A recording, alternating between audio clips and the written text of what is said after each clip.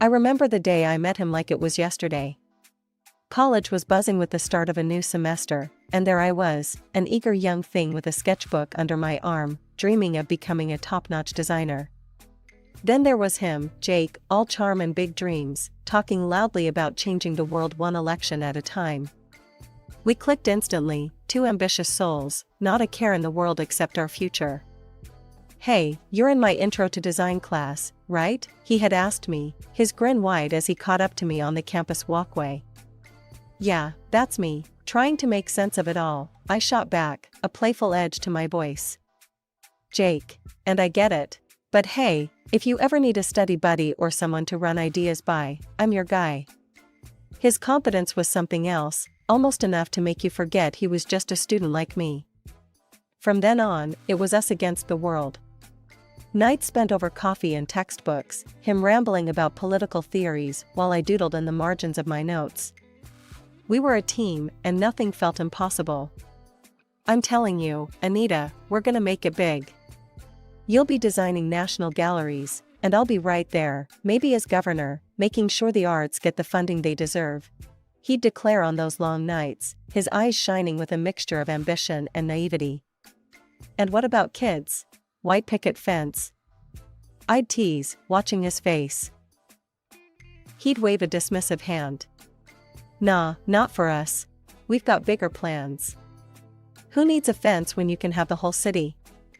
It was all very romantic, in a youthful, dream big kind of way.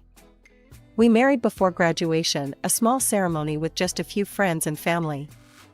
It felt right, like we were setting off on an adventure together, not just tying the knot.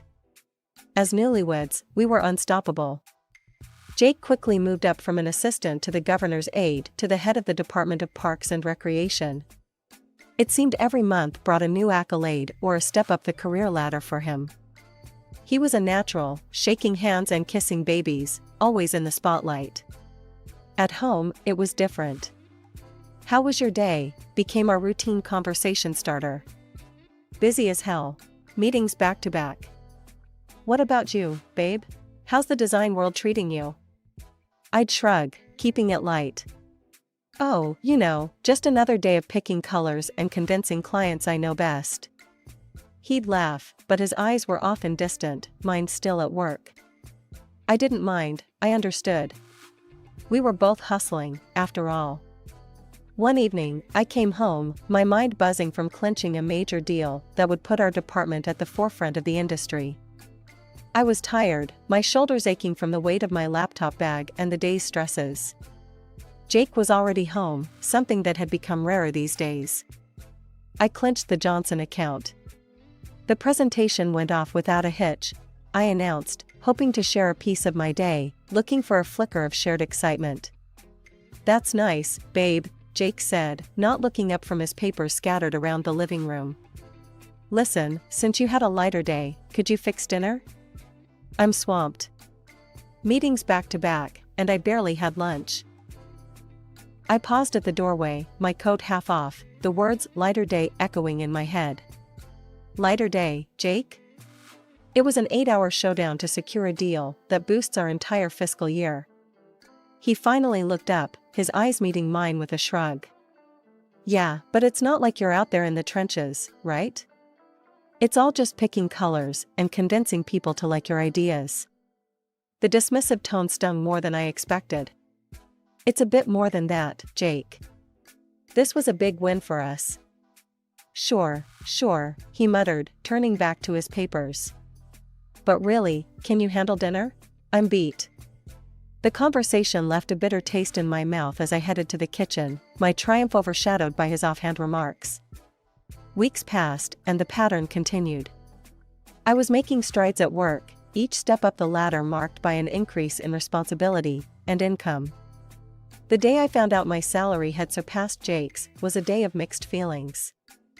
I wanted to share it with him, but I hesitated, knowing his current state of mind. Finally, one night at dinner, I broached the topic, trying to keep it light.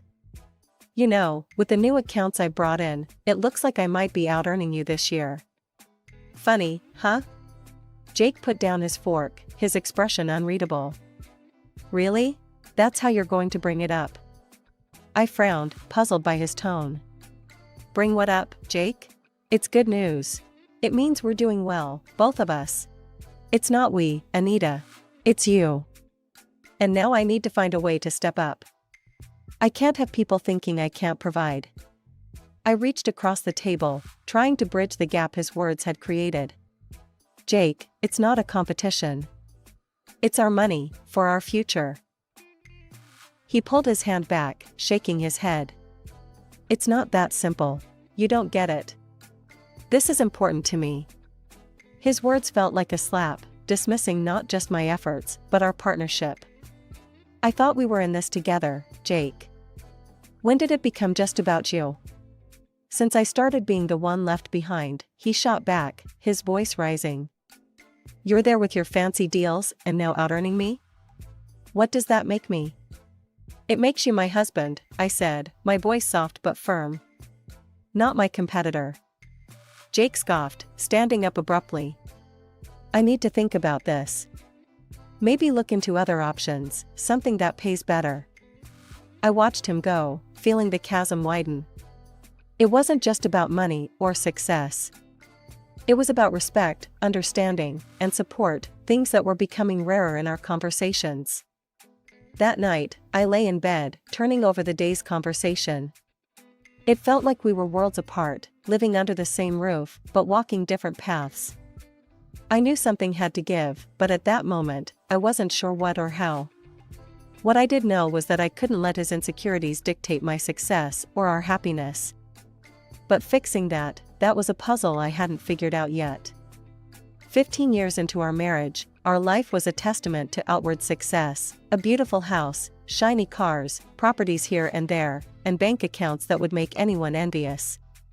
But not everything that glitters is gold, and for Jake, it seemed the sheen was definitely starting to tarnish. He had been with the Natural Resources Agency for a good while, but his career was like a car stuck in mud, spinning its wheels but going nowhere. I'd listened to him rant after another long, liquor-tinged evening. It's all rigged, Anita. The jobs I deserve are going to guys who can't tell a policy from a pancake. It's all about who you know, or who you, well, you know. He'd grumble, tipping back another drink. I tried to offer solutions, not just a sympathetic ear. Have you thought about seeing someone? A therapist could help, I suggested one night as I cleared the dinner dishes, his glass needing a refill. Jake slammed his fist down on the table, making the cutlery jump. I don't need a shrink, Anita. The problem isn't in my head. It's in the corruption and cronyism I have to deal with every day. But maybe talking to someone could help you cope better, or even strategize how to get around those obstacles. I persisted, feeling the weight of his frustration as my own. Just drop it, will you? I know my job. What I need is for the system to change, not my mindset. His anger was a wall I couldn't penetrate, no matter how I tried. So, I focused on what I could control, my own career. I was making waves, leading my team in international exhibitions, my designs becoming the face of major contracts. My opinion mattered at work, I was respected, and it felt damn good. But as I flourished, Jake recoiled even more. He stopped accompanying me to any work events, especially the big, glitzy ones where my achievements were front and center. Why don't you come to the gala tomorrow night? I asked him one evening, trying to keep my tone light. It would mean a lot to me. Plus, the CEO will be there, you could make some connections. Jake looked up from his laptop, his face set in a stubborn line. And what? Stand around while everyone congratulates you? I'm pretty sure they just see me as Mr. Anita these days. That's not true, I countered, feeling a pang in my heart. You're my husband, Jake.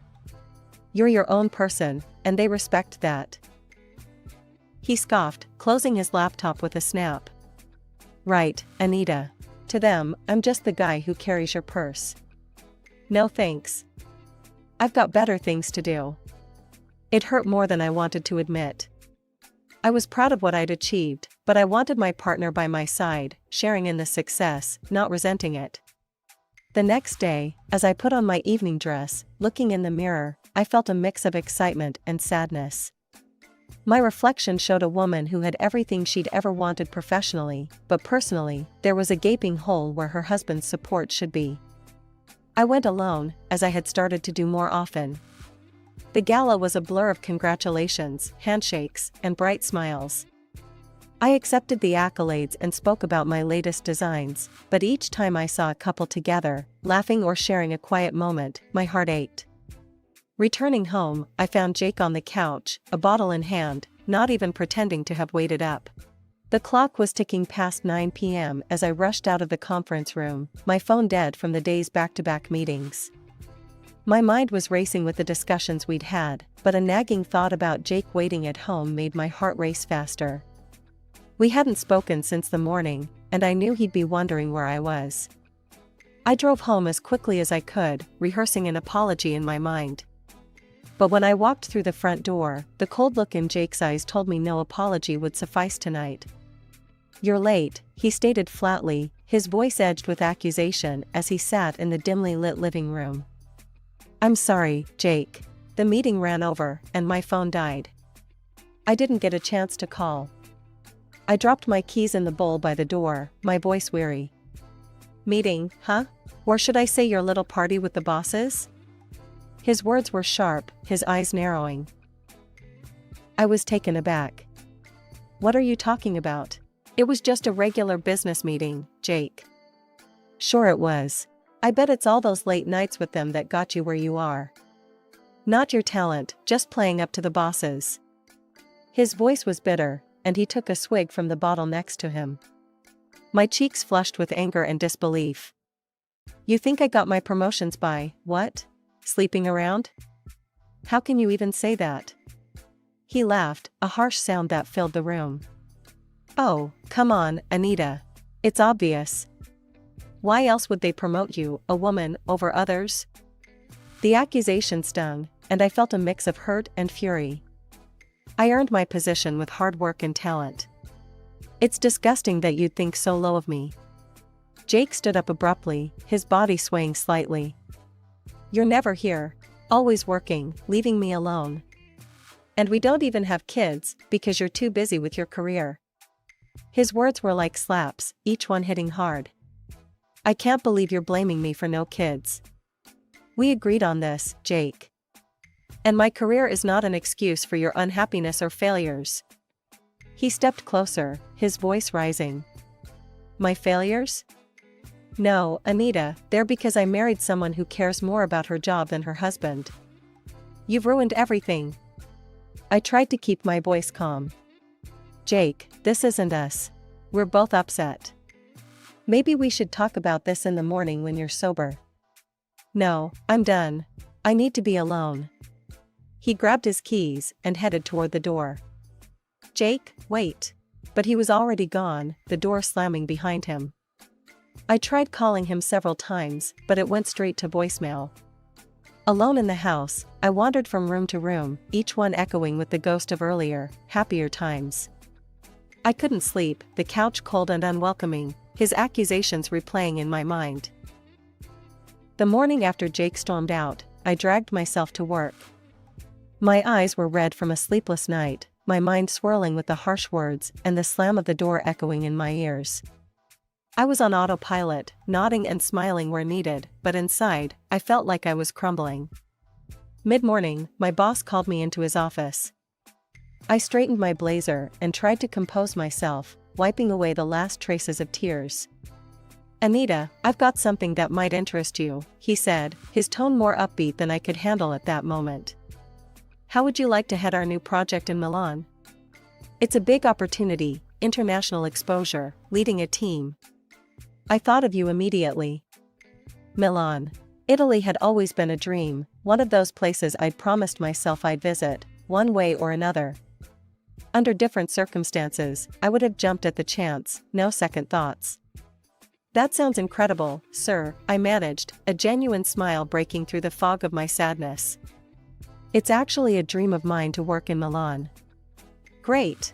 I knew you'd be excited. Think it over, and let me know your decision." Returning home, I found Jake sitting at the kitchen table, looking sober but somber. The air between us was thick with unsaid words. I hesitated at the doorway, then decided to breach the silence. Jake, we need to talk. I was offered a major project today. It's in Milan, I began, watching his reaction closely. He looked up, his face hardening. Milan, huh? And what, you're just going to go? It's a big deal for my career, Jake. It could change everything for us, for me. I want to take it. I tried to keep my voice steady, assertive. Us? There's no us in this, Anita. It's always about you and your career. His voice rose, a bitter edge slicing through the quiet of the kitchen. I'm still the same person, Jake. I'm still your wife. Why can't you see this as something good for both of us? I pleaded, hoping for some sliver of understanding. There is no both of us if you choose to go to Milan. It's me or the job, Anita. Decide. His ultimatum hung in the air, stark and cold. Why do you make me choose, Jake? Why can't you be happy for me? My voice cracked, frustration and pain bubbling up. Because I need to know where I stand. Either you're with me, or you're there, living your dream without me. He was yelling now, his face red with anger. I took a deep breath, my mind made up, heart aching. I choose Milan. I have to do this, Jake, not just for my career, but for myself. Jake stood abruptly, his chair scraping against the tile floor. He stormed to our bedroom and came back with a stack of papers, divorce papers. Slamming them down on the table, he met my eyes with a cold finality. Then this is it, Anita. If you go, we're done. I stared at the papers, then at him, my heart sinking. But something inside me hardened. I couldn't give up on my dreams, not even for him. The next week was a blur. I signed the papers, packed my bags, and before I knew it, I was on a plane to Milan. The city was beautiful, a picturesque postcard at every turn. I was often on TV, discussing the project, my face a mask of professionalism, hiding the turmoil inside. Despite the excitement, my thoughts drifted back to Jake, to the possibility of fixing things. But each time I picked up my phone to call, I remembered his ultimatum, and my resolve strengthened. Stepping back into the house after 2 weeks in Milan felt surreal. But there he was, Jake, sitting on the sofa as if the past month had been just a minor hiccup. Anita, you're back. Come here, he said, rising from the couch with open arms, a forced smile plastered across his face. I approached, but kept my distance, the memories of his ultimatums and threats too fresh to allow any closer. Jake, we can't just pretend nothing happened. You gave me an ultimatum, remember? Me or the job? He waved a dismissive hand, his voice light. Oh, that. I was just stressed, you know? But I've had time to think, and I'm willing to start over. I'm ready to forgive you, as long as you agree to make some changes. My eyebrows shot up. Forgive me? For what, exactly? For following my career? And what changes are you talking about? Jake's expression hardened slightly. You know, Anita, quit your job, focus on us. If you'd just listen and do as I say, we could go back to how things were. It hit me then, the sheer absurdity and manipulation in his words. I felt a mix of anger and relief, anger at his audacity, and relief that I was finally seeing the manipulation for what it was. You can't be serious, Jake. You're asking me to give up everything I've worked for. You know I can't do that. He laughed, a tight, cold sound. It was worth a shot. But I thought you'd see sense. Guess I was wrong. I reached into my bag, pulling out the divorce papers, the ones he had thrown at me before I left. I signed these, Jake. I thought you were serious about the divorce. Seems I was right. His smile faltered, and he snatched the papers from my hand. This was just a joke, Anita. Can't you take a joke? A joke? I stared at him, incredulous. Threatening divorce was a joke? You're unbelievable. Jake's face turned red, his voice rising. You're making a huge mistake, Anita. You'll regret this. I won't let you just walk away and ruin everything. I'm not ruining anything. I'm saving myself, I said firmly. You've made it clear where I stand with you. It's time for me to move on. He stood, towering over me, his voice venomous. Fine. But you're not taking anything from here. This is my house, my things. You leave with nothing. I'll make sure everyone knows how you got to the top. I'll destroy you. Try it, and it'll backfire, I said calmly, though my heart was pounding. I've done nothing wrong. My conscience is clear. I went to our bedroom, packed a suitcase with essentials, some clothes, my design portfolios, personal documents. The rest didn't matter. I could replace things, but I couldn't replace peace of mind or self-respect. The morning after leaving the house, I made my way to my lawyer's office, my mind a whirlwind of emotions and plans. Walking into Mr. Carter's office, I found him looking over some papers, his glasses perched on the tip of his nose. He looked up, his expression serious. Anita, good to see you. Please, have a seat. Tell me everything. I took a deep breath and started recounting the recent events, not omitting the harsh words and threats Jake had hurled at me. And then he told me he'd make sure I wouldn't get a penny and would ruin my reputation, I concluded, my voice steadier than I felt. Mr. Carter's brow furrowed as he listened, jotting down notes. We need to take this seriously, Anita. Have you considered hiring a private investigator? We might find something that could help us in court. A bitter laugh escaped my lips, surprising even me. I'm ahead of you there, Mr. Carter. I hired one a few months ago, when things started to really go downhill. I didn't trust what was happening behind my back. Reaching into my bag, I pulled out a folder, thick with documents and photos, and handed it to him. Everything's in here. Turns out, Jake has been more than just verbally abusive. Mr. Carter opened the folder and began to examine the contents meticulously. His expression changed from concerned to outright shocked as he sifted through the photographs and reports. Anita, this is solid evidence. He's been taking bribes for approving certain city projects. And this, he pointed at a photo, shows him with his assistant at a not-so-professional event. Yes. And she's been more than just an assistant for quite a while, I added, feeling a mix of vindication and sorrow. Mr. Carter leaned back, pressing his fingers together, looking at me over his glasses. This changes everything. We not only have a strong case for the divorce on grounds of infidelity, but possibly more.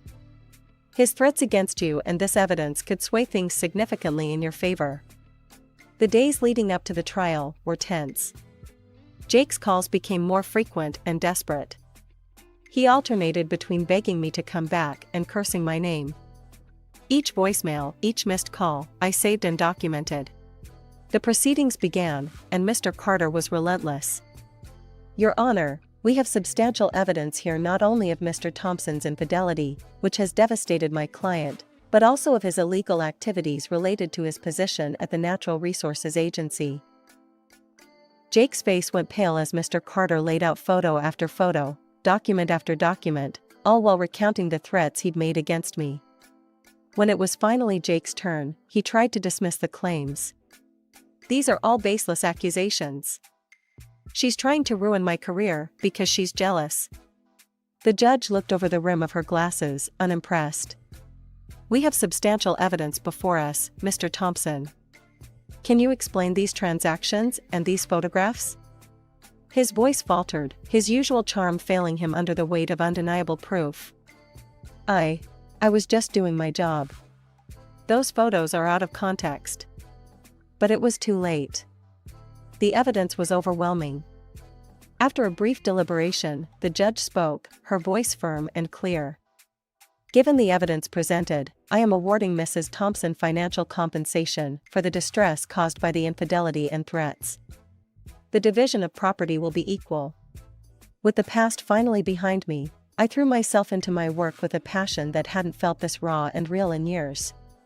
Before I knew it, my dedication paid off. I was offered the position of creative director. It was a dream come true, a position I had eyed for years. I was out celebrating this new chapter at a cozy little bistro downtown with my closest friend, Laura, when my phone buzzed. The screen showed Jake's name, a sight that no longer caused my heart to skip in dread. "Ugh, it's Jake," I muttered, showing Laura the phone. "Are you going to answer it?" she asked, her eyebrow raised in that all too familiar, "Are you serious?" look. Curiosity got the better of me, and I answered. "What do you want, Jake?"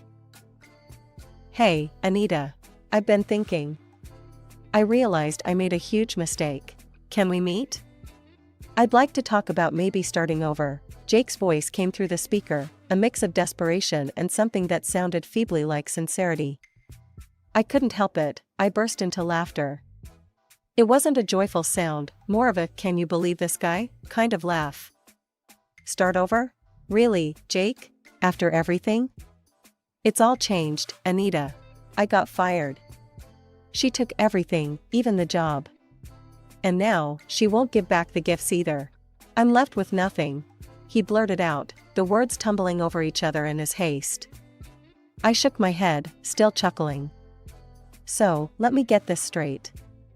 You want to start over because she dumped you and took your job? That's rich, Jake. You don't understand. I've changed, Anita. I really have," he pleaded.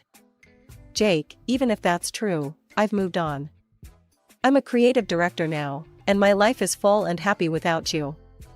There's no place for you in it anymore," I said, the finality in my voice mirroring the resolve in my heart.